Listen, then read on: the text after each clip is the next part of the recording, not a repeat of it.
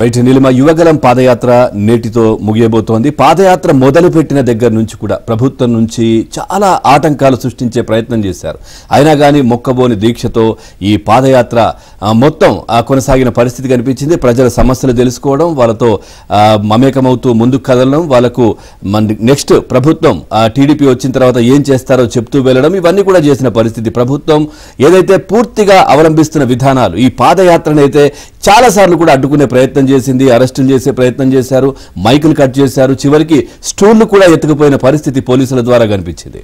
Right, పాదయాత్రకు ప్రజల నుంచి అపూర్వమైన మద్దతు లభించడాన్ని జీర్ణించుకోలేకపోయిన ప్రభుత్వ పెద్దలు యువగళం గొంతు నొక్కేందుకు తీవ్ర స్థాయిలో ప్రయత్నించినప్పటికీ లోకేష్ వెరవక ముందుకు సాగిన తీరు అందరి మనసులు గెలుచుకుంది.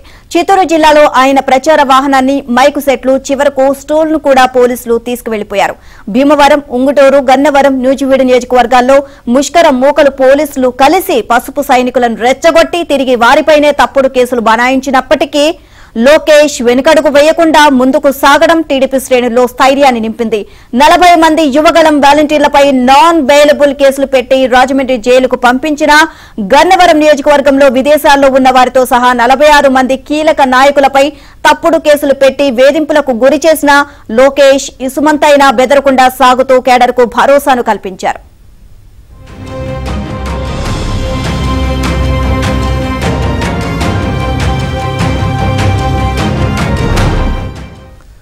ఇక పాదయాత్ర చిత్తూరు జిల్లా దాటక ముందే రాష్ట్రంలోని 108 అసెంబ్లీ నియోజకవర్గాల పరిధిలో జరిగిన 3 ఎమ్మెల్సీ ఎన్నికల్లో టీడీపీ విజయ దుందుబి మోగించడంతో అధికార పార్టీలో ప్రకంపనలు రేగాయి. గతంలో ఏ పార్టీ నాయకుడు చేయని విధంగా రాయలసీమలోనే లోకేష్ సుదీర్ఘ పాదయాత్ర చేశారు. ఏకంగా 124 రోజుల పాటు 44 అసెంబ్లీ నియోజకవర్గాల మీదుగా 1527 కిలోమీటర్లు నడిచారు. రాయలసీమ వాసులు ఆయనకు బ్రహ్మరథం పట్టారు. ఉభయ గోదావరి జిల్లాల్లో సాగిన పాదయాత్రకు ప్రజలు వెల్లువలా తరలివచ్చిన పరిస్థితి. 17 నియోజకవర్గాల పరిధిలో 23 రోజుల పాటు సాగిన యాత్ర జనజాతరను తలపించింది. ఉమ్మడి పశ్చిమ గోదావరి జిల్లాలోని 8 నియోజకవర్గాల్లో 11 రోజుల పాటు 225.5 కిలోమీటర్లు సాగగా, ఉమ్మడి తూర్పు గోదావరి జిల్లాలోని 9 నియోజకవర్గాల్లో 12 రోజుల పాటు 178.5 కిలోమీటర్లు సాగింది. ఉత్తరాంధ్రలోనూ పాదయాత్రకు ఊహించని స్పందన లభించింది.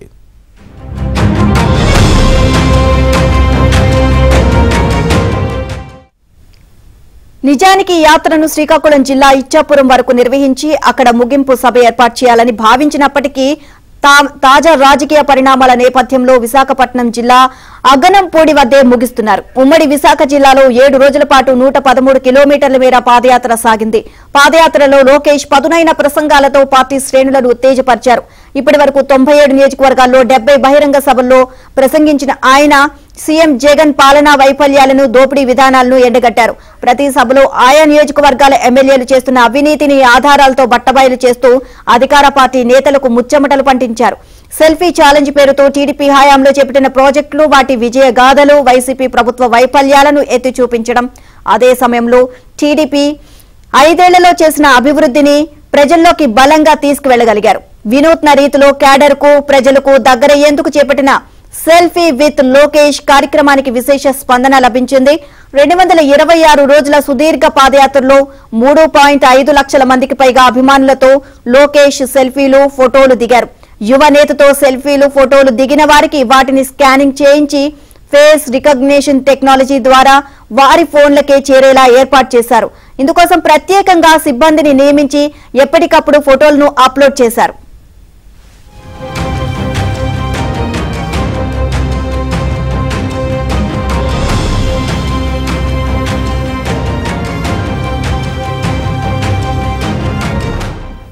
రైటిక పాదయాత్ర వెంబడి తన దృష్టికి వచ్చిన సమస్యలను పరిష్కరించేందుకు అధికార యంత్రాంగానికి లోకేష్ 600కు పైగా లేఖలు రాశారు.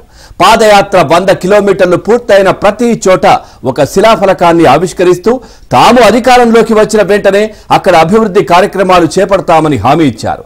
పాదయాత్ర విజయవంతానికి 14 కమిటీలు ఏర్పాటు చేయగా వాటి సభ్యులు అనునిత్యం లోకేష్ వెన్నంటే ఉంటూ యాత్ర విజయవంతం కావడంలో కీలక పాత్ర పోషించారు.